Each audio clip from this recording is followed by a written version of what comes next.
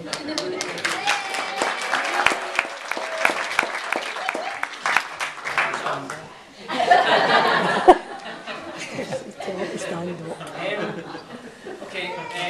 on behalf of my wife and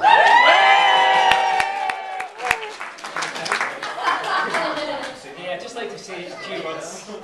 Firstly, thanks to Gordon for a lovely speech. Very nice. As this was one of the few things that you can't do with a spreadsheet, I was a bit so I've been on the internet looking up some hints and tips to see, how to go about it. And most of them say to start with a funny story about a key moment in your relationship. So I thought, right, okay, the first time you met, drunk at the union. Okay, moving on. How did your first date go? She was almost an hour late. The excuse was something about, having to hang out a washing or something. I don't know.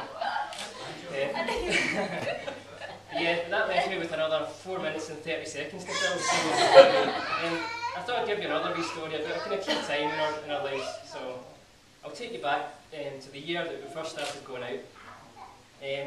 Let's see. Celtic were champions. It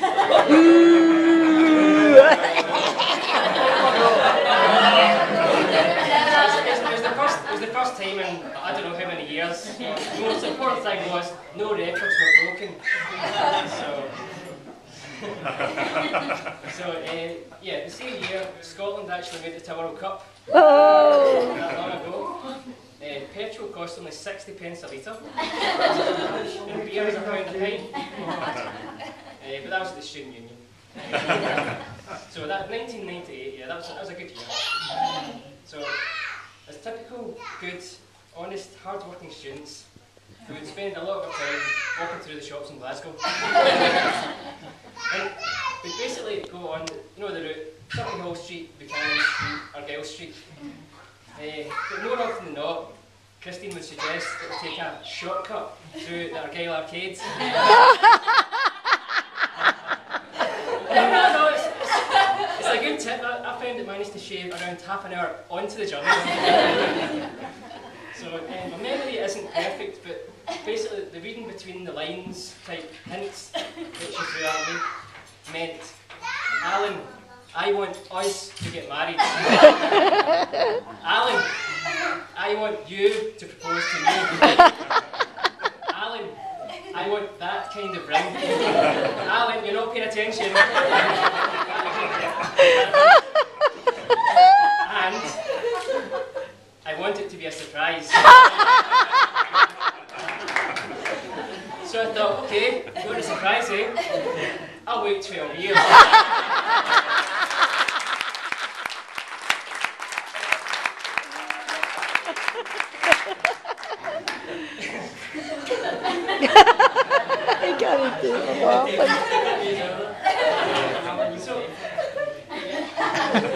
So I thought I'd pick a time and a place. It was a little bit different. So I went for Plockton in April, which, as you know, is right in the middle of the 11.5 months of winter. So, under somewhat freezing conditions, while stargazing on a moonlit beach at Craighill Farm, I proposed. Remember? Oh, and she said yes. So that was that, and we've been looking forward to this day ever since. And isn't she looking fantastic today? Absolutely.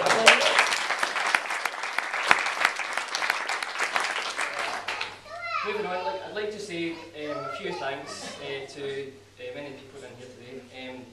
Firstly, I'd like to say thanks to Gordon and Anne for welcoming me into their family. Thanks for their tolerance and for their understanding when Christine and I got season tickets for Celtic.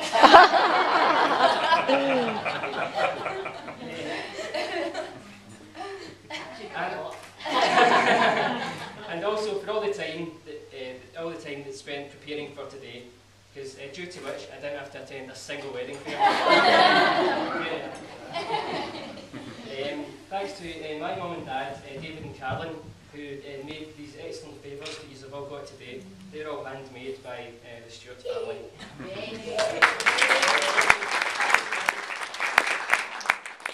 Thanks also to Carolyn for all her hard work in designing and making all these invitations and the table plan and the menus and all that. That was all down to my little sister Carolyn.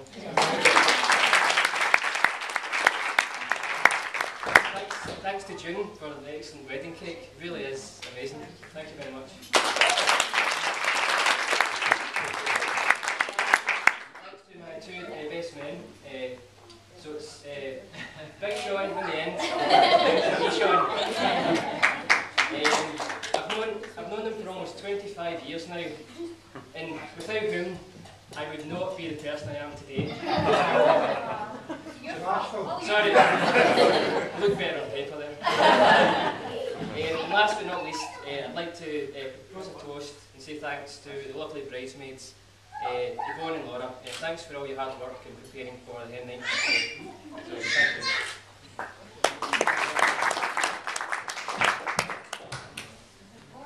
you. And so, all that's left for me now, other than a lifetime of happiness, is to pass you over to the now multilingual wee Sean, or should I say Sean Petit, who will recite his entire speech in French.